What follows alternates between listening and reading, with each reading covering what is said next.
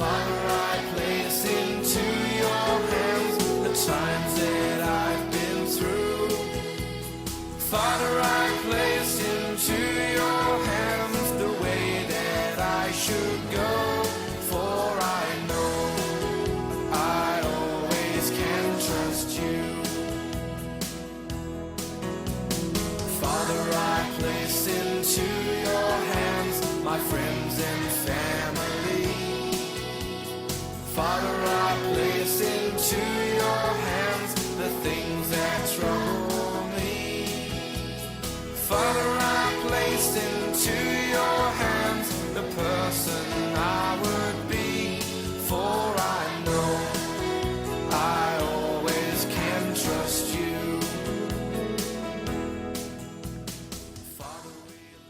Jiena Sister Teresa l-paċi miegħek lilek li qed tisma' Radio Marija. Nilqek għal programm ieħor Alla huwa mħabba. Insejħu Trinità Qaddisa fl-isem tal-Missier, tal-Iben, tal-Ispiritu Santu. Amen. Ekku illum se naraw is-sentimenti sbieħ li jiddominaw il-qalb ta' Elija. Però eżis semmija qabel ma nkomplu fejn ħallejna l-aħħar darba, nixtieq naqsam magħkom fatt ħelu li qraj dwar tfajla li kellha missiera antiklerikali ħafna, kien joboda lill-Knisja. U din jum minnhom marret fejn missiera u qaltlu għandi 20 sena llum pa u nixtieq ngħidlek xi ħaġa. U l-papa nduna mill-ewwel Alla jaqgħu min huwa, speċi min huwa l-ġuvni li sibt, qaltlu l-aħjar wieħed pa, l-isbaħ wieħed. Tgħid kemmu minn tagħna, tgħid kemmu ħelu. Għatlu ħaġa waħda għandu li hu daqsxejn fqir. Entom it-tfajliet ma nafx kif iddaħlu ħafna f'ħmerijitek f'moħħkom, wieħed fqir mort sibt, min huwa fuq kollox. Ħapa, għandi r-ritratt tiegħu. U din ħarġet u rietu ritratt li kienet santa ta' Kristu msallab. Il-papa ovvjament antiklerikali, ma jaħmilx il-qassisin, ma jaħmilx il-Knisja, baqa' is-summat. Jien minn ma ħallejtu jgħid kelma tkompli tfajla qedlu pa. Nixtieq ngħidlek għaliex u kif se nagħmel hekk. Se ngħidlek kif jien sirt namrata tiegħu. Ftit ġimgħat ilu ħriġ passiġġata ma' Mary kienet il-ħabiba tagħha. U waqt li konna mexxin ġejna wiċċ imwiċċ ma' salib, ma' kurċi fiż-żgħir li kien fl-art, li kien waqa' lil xi ħadd li kien baqa' kulħadd jaffeċ fuqu. Mimli trab kienu ħmieġ, imkisser ukoll. Il-ħabiba tiegħi Mary tbissmet u baqgħet miexja għax anki hija kienet antiklerikali. Jien ma stajtx pa, ma stajtx. Inżilt tal-kubtejja ġbartu naddaftu bil-bżiq tiegħi dak l-unika ilma li kelli. Intaf pa li jiena ma tantx naf nitlob, imma dak il-ħin iddeċidejt li jmur in-naħa tiegħu. Miegħu li kien dejjem fqir, miegħu li tal kuraġġ lil fuqra, miegħu li dejjem ħafer. Pa, jiena ma nistax ngħidlek biex ma tabodux minħabba l-idejat politiċi tiegħek, imma inti ma tistax timpedini milli nħobbu. Hekk illum din Hermana għax hekk jisimha hija soru Karmelitana tal-Klawsura. U jien naħseb li din it-tip ta' passjoni li kienet tanima lil-Elija. U jiena din it-tip ta' passjoni naħseb ekku li Ġesu bil-mod il-mod irid jixel ġewwa qalbna dan Alla li hu imħabba. Jekk tiftakru d-darba l-oħra konna qed insemmu s-sentimenti sbieħ li jiddominaw il-qalb ta' Elija huwa urisa lejn il-missjoni li jafdalu Alla. Konna bdejna naqraw it-trionf tiegħu mill-ewwel ktib ta' Slaten, kapitlu 18. Semmejna li l-ewwel sentiment kien passjoni lejn Alla, ċoe l-interess tiegħu huwa Alla. L-interess tiegħu mhux li jagħmel suċċessu, ekku li joħroġ ta' raġelu le, iċ-ċavetta ta' qalbu qiegħda hemmhekk. Qalbu kienet ħabbat favur Alla. L-iktar ħaġa importanti għalih hi s-suċċess ta' Alla, mhux is-suċċess tiegħu. Tajjeb li aħna wkoll qed issemmija ikollna passjoni kbira lejn Alla li ħadd u xejn m'għandu jtellifilna. It-tieni ħaġa interessanti hekk hu s-sentimenti ta' Elija biex jaffronta ġlieda bħal dik u veru li semmejna d-darba l-oħra kienet dak li jgħid huwa stess. uri l-lum li inti Alla fost Izrael, ara l-passjoni lejn Alla, u li jiena l-qaddej tijak, u li dan kollu għamiltu għal-kelma tijak. It-tieni ħaġa mela kien konvint li huwa kien qaddej ta' Alla. Il-qaddej veru bħalma taf huwa dak li jagħmel dak li ordnawlu. Ix-xewqa tal-qaddej huwa li jkun jaf il-pjan tas-sit u jaħdem fuqu. U l-qaddej ta' Alla huwa dak li x-xewqa tiegħu hija li jkun jaf il-pjan ta' Alla u jaħdem fuqu. Isimgħu l-Elija, jiena l-qaddej tiegħek u li dan kollu għamiltu għal-kelma tiegħek. Ma għamiltux għax rittu jiena, għax ħdimtu jiena, għax illaborajtu jiena.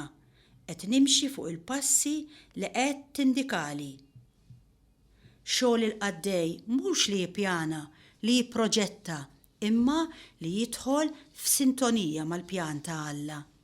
Importanti fil-ħajja tiegħi li nistaqsi x'inhija r-rieda ta' Alla fil-ħajja għalija.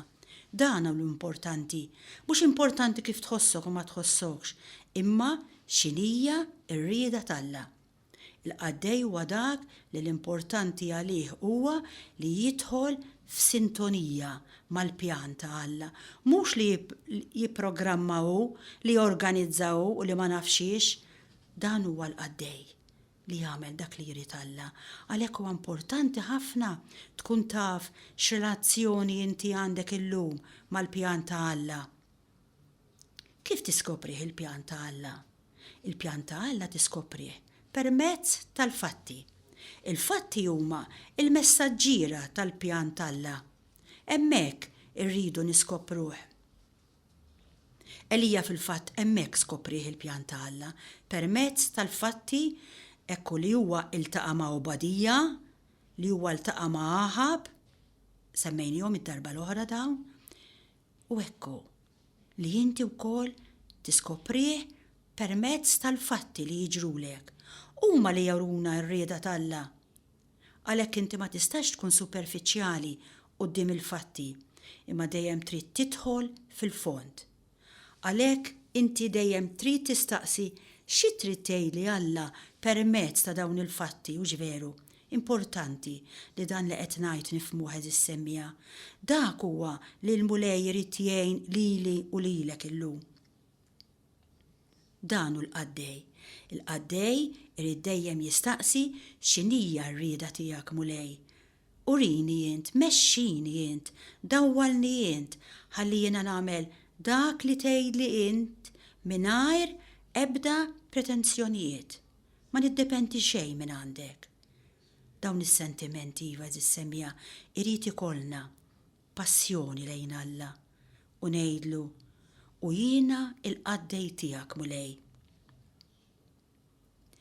Elija jidħol għal din il-ġlieda tremenda. L-olja tal-Karmelu hija olja mhux bħalma nimmaġinaw aħna, hija sensiela ta' oljiet, kilometri u kilometri ta' oljiet, hija verament sabiħa. Jekk forsi jkollkom l-okkażjoni li tmorru, hemm taraw dawn il-postijiet sbieħ fl-art imqazza, l-art fejn għex Ġesu, tara Nazzaret, tara Betlem, Ġerusalem, f'daqqa waħda l-iskrittura issirlek ħajja. Immaġinaw mela, l-olja tal-Karmelu, Ahab kien sejjaħ in-nies kollha ta' Iżrael u marru ħafna nies. Immaġinaw folol kbar ġifieri ta' minn fuq siġra, minn fuq xi ġebla, ħalli jaraw ix-xena. Folol kbar ta' nies kollha jippruvaw isibu pożizzjoni ħalli jaraw x'se jiġri u x'mhux se jiġri. Minnaħa l-waħda 450 profeta ta' Baal. Għaliex Baal? Għax Baal huwa l-alla tax-xemx. Għalhekk l-isfida li se jagħmel Elija hija interessanti. Għax hija sfida bħalma tafu ibbażata fuq in-nar. Allura l-profeta ta' Baal biex ingħidlek kellhom vantaġġ fuq Elija għaliex? Għax huma l-alla tagħhom kien ix-xemx. L-alla tagħhom kien in-nar.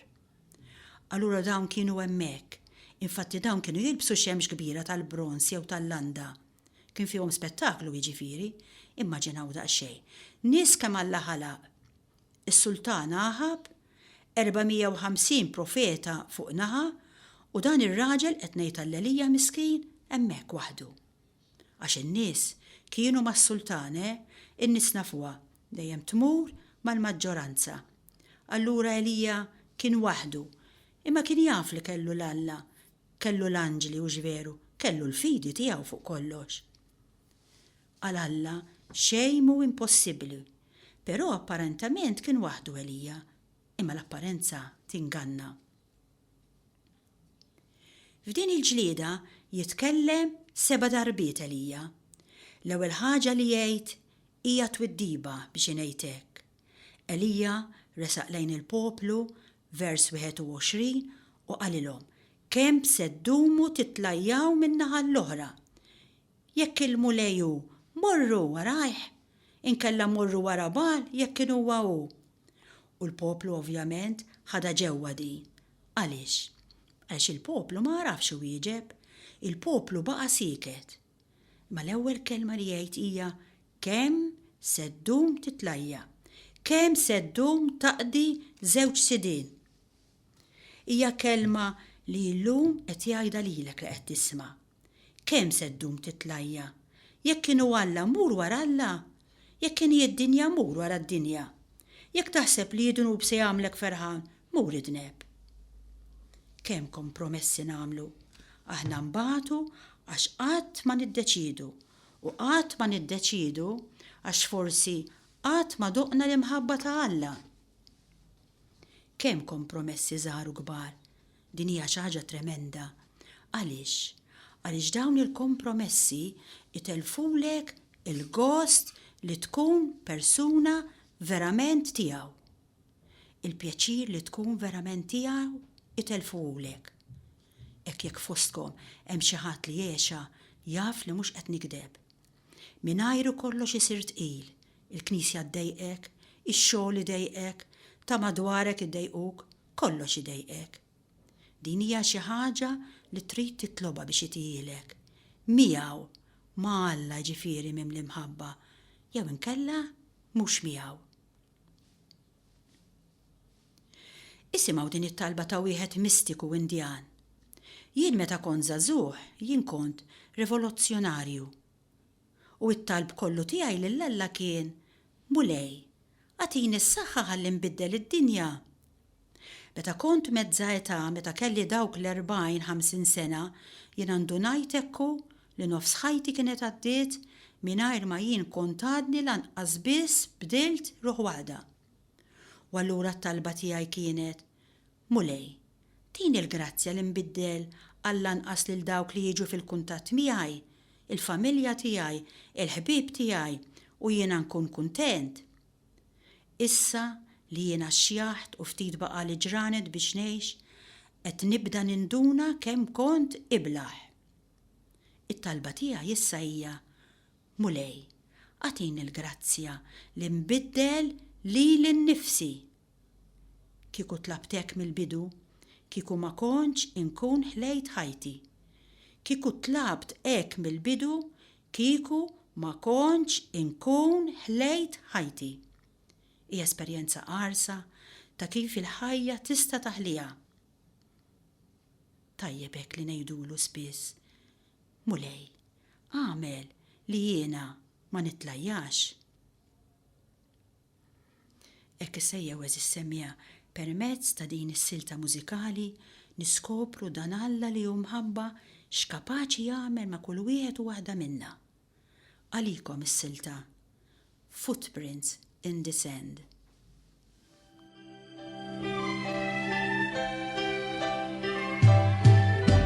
Footprints in the sand, he held me in his hand, he gave me strength to face the coming day. At times I felt alone, I was never on my own. Someday I'll understand. Footprints in the sand.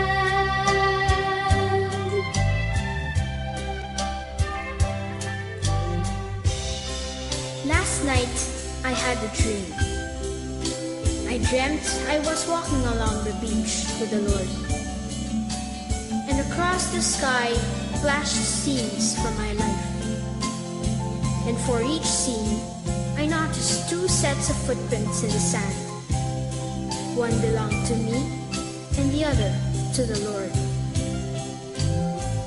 And after the last scene of my life flashed before me, I looked back at the footprints in the sand.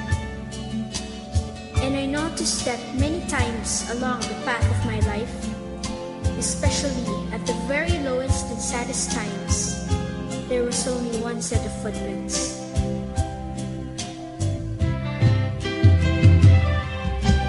Footprints in the sand, he held me in his hand. Someday I'll understand. Footprints in the sand.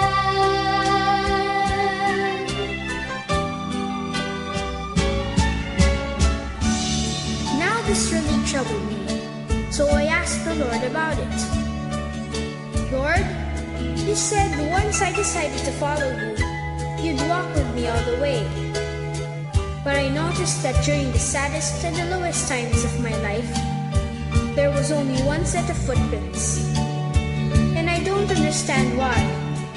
When I needed you the most, you would leave me. The Lord replied, "My son, my precious child, I love you and I would never leave you." During your times of sufferings, when you could see only 1 set of footprints, it was then that I carried you.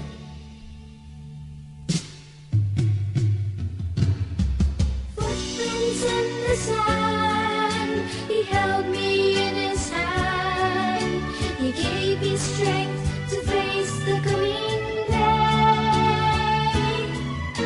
At times I felt alone, I was never on my own. Someday I'll understand. Footprints in the sand. Footprints in the sand. Eżis semmija, x'in it-tieni kelma li Elija jgħid? Hija sfida li huwa jagħmel. Jgħidilhom ara, atuna 2 gniedes, ħallu lil dawn il-profeti ta' Baal jażlu gendus għalihom u jqattawh biċċiet u jqeduh fuq il-ħatab bla ma jkebsu n-nar, lajn 22 qed naqra jien. U jiena nħejji l-gendus liħor u nqedu fuq il-ħatab bla ma nkebbes in-nar. Ġieli la jkebsu n-nar huma u lanqas inkebbes in-nar jien qed jgħid Elija. Intom sejħu l-Alla tagħkom u jiena nsejjaħ isem il-mulej. Dak l-Alla li jwieġeb permezz tan-nar mbagħad dak ikun Alla veru. Ekku din hija l-isfida. Dak l-Alla li jwieġeb permezz tan-nar dan ikun Alla. U l-poplu oġbitu għalulu sewwa hekk nagħmlu. Ekku din hija sfida intelligenti. Għaliex? Għaliex Baal kien l-Alla tax-xemx bħalma qedtilkom u Jahveh ħafna drabi jidentifika ruħu man-nar. U għanar erridi tgħidilna litra lill-Lut u għanar li jeqred diversi drabi der bħala nar, meta der il-Mosè kien der taħt nar, meta mexxihom lill poplu tiegħu kien jidher ukoll permezz ta' kolonna tan-nar, meta der fuq l-Olja Sinai Alla der bħala nar. Ekku hija ġlieda tan-nar. Alla Jahveh huwa nar. Jahveh huwa nar li jaħraq. Elija għaliex seta' jagħmel din l-isfida? Għaliex Elija kien konvint li Alla mhux se jqarraq bih. Elija kien jaf xi ħaġa sigriet prezzjuż ħafna li Alla qatt ma jqarraq f'min jafda fih. Forsi jħallik tistenna iva xi minn daqqiet u jħallik tistenna ħafna wkoll xi minn daqqiet, però Alla żgur mhux se jqarraq bik. Alla żgur se jitqabad favurek. Iva, Alla żgur se jitqabad favurek. Dak kien is-sigriet prezzjuż li Alla qatt mhux se jqarraq min jafda fih. Allura Elija seta' jagħmilha din l-isfida. Hija tremenda, però seta' jagħmilha. It-tielet kelma li jgħid hija kelma interessanti ħafna. għax ġara li l-profeti ta' Baal għażlu l-gendus, bdew isejħu lill-alla tagħhom, però ma ġara xejn. Bdew jaqbżu jduru jqattaw ġisimhom skont id-drawa tagħhom bis-sjuf u skiken, beda jiċarċar id-dem fuqhom u ma ġara xejn. Għada nofsinhar u ma ġara xejn. Saru 3 ta' filgħaxija u ma ġara xejn. U allura Elija x'jagħmel? Elija f'nofsinhar jibda jkun sarkastiku, mela l-ewwel kelma kienet twiddiba, it-tieni kelma sfida, it-tielet kelma kienet sarkazmu. Jgħidilhom għajtu iktar vers 27. Għax forsi dan Alla tagħkom għandu mnejn jinsab imħasseb jew imħabbat jew imsifer inkella rieqed ħalli jistembaħ. Huma bdew jgħidu bleħenola. Das-sarkazmu huwa importanti ħafna, għax naħseb li huwa l-unika arma valida biex tattakka x-xitan. Importanti ħafna li aħna nitalmu, niddieħqu bix-xitan. Ix-xitan huwa superv ħafna, huwa l-iktar ħlejqa superva li teżisti fid-dinja. L-unika ħaġa li ma tissapportix ix-xitan hi min jiddieħaq biha, min jgħaddiha biż-żmien. Xi ħaġa li ma tissapportijiex ix-xitan, taddieħ biż-żmien, tumiljaħ. Tant huwa superv. Darba fuq it-television kont rajt eżorċista. Dan l-eżorċista bellaħni. Kien bil-qiegħda kien hemm ħafna nies madwaru u dak li kien qed jintervistah qallu, imma inti tibża mix-xitan. U dan hu jieġeb min? Nibża mix-xitan jien? Jibża minni hu. U jibża minni? Jien skantani, għax jiena nibża mix-xitan dejjem hekk kalmuni lili. Le, mhux jien biss m'għandix nibża kompla l-eżorċista. L-ebda nisrani ma għandu jibża, ix-xitan pjuttost li għandu jibża minna. Aħna mamdin, fina jgħix Ġesu Kristu u x-xitan jitwerwer minna. U waħdiet il-marer kemmu veru dan li qed jgħid. Jaħassa li dan ix-xitan irnexxielu jaqleb kollox ta' taħt fuq u lilna qiegħdna f'sitwazzjoni żvantaġġjata għax qiegħdna f'sitwazzjoni ta' biża'. Għax meta jint qed tibża minn xi ħaġa għandek nofs il-battalja mitlufa, Ovvja hu, jekk inti tmur għall-eżami beżana se trendi nofs dak li taf għax tkun psikoloġikament handikappata. U x-xitan irnexxielu iqalbilna kollox ta' taħt fuq. Irnexxielu lilna qiegħdna f'sitwazzjoni ta' biża', mentri hu għandu għalfejn jibża minna. Meta Elija ra li huma ma għamlu xejn allura u jintervjeni, vers 30. U r-raba kelma li jgħid, ersqu lejja. Elija kellem il-poplu kollu qalilhom, ersqu lejja, ejjew ħataraw eżattament x'se nagħmel. Din l-istess hija kelma sabiħa għax hija l-istess kelma li Ġesu Kristu qed igedwet il-ħin kollu ġewwa fina. Ejja ersaq lejja Anna, ersaq lejja John, ersaq lejja int li qed tisma', ersaq lejja, ersqu lejja. Min iħobbok hux, veru jieħu pjaċir joqgħod ħdejk. Kieku taf x'gost jieħu Alla meta toqgħod ftit ħdejh, lanqas timmaġina. U allura Elija prepara kollox, ipprepara l-ġebel, ipprepara gandot saħansitra għamel xi ħaġa ekku tad-daħq biex ngħidlek x'għamel. Ipprepara l-ġebel, qatta l-annimal biċċiet, imbagħad qalilhom hekk, araw il-5 kelma. Qallhom imlew 4 ġarar ilma u ferrawhom fuq il-vittma u fuq il-ħatab. U dawk hekk għamlu biex jirrendu l-ħaġa iktar diffiċli għax biex tqabbad xi ħaġa bin-nar m'għandekx ix-xarraba, ma trix tagħmilha iktar umdawx, trid tagħmilha iktar nixfa. U hekk għamlu. Erġgħu għat-tieni darba qalilhom. U reġgħu għat-tieni darba. Erġgħu għat-tielet darba u reġgħu għat-tielet darba. L-ilma tferrex madwar l-artal u l-gandotta madwaru intela bl-ilma. U hekk il-5 kelma kienet, x'kienet? Kienet kmand biex ngħidlek. Ikkmanda l-poplu ħalli jitfa' l-ilma. Jien jolqotni ħafna dan Elija, għax Elija għanduna ħaġa li aħna ħafna drabi ninsewa fuq Alla. li Alla joxa jagħmel l-impossibbli, li Alla juri li huwa Alla mhux meta jagħmel affarijiet żgħar, l-affarijiet normali, imma Alla juri li huwa Alla meta jagħmel l-impossibbli. Tant kien konvint minn Alla Elija li għazzarda jżid problema fuq oħra. Diġà kienet problema biex jaħraq annimal mingħajr nar, jiġifieri li Alla jrid jibgħat in-nar mis-sema, diġà kienet problema. Issa dan mhux naqqas il-problema, mhux jipprova jikkollabora bħalma ħafna drabi nagħmlu aħna, nagħmlu l-aħjar li nistgħu ħalli nagħmluha iktar faċli lil Alla. Elija lil Alla l-affarijiet għamilhomlu iktar diffiċli, araw daqsxejn hux veru, il-ġen tal-qaddisin. Kien jaf ħaġa waħda, kien jaf li m'hemm ebda problema għal Alla, li kien kapaċi jibgħat in-nar anki fuq l-ilma. Kien jaf ħaġa waħda fuq Alla, li Alla huwa qawwa infinita. Alla jitħaq bl-impossibiltajiet. Dak li jgħid anki Salm 2, dak li huwa fis-smewwiet jitħaq bihom u jkompli, is-slaten tal-arti qumu, il-gbarat jiftehmu bejniethom kontra l-mulej u l-midluk tiegħu. Ħankissru l-ktajjen tagħhom u ntajru minn fuqna l-irbit tagħhom.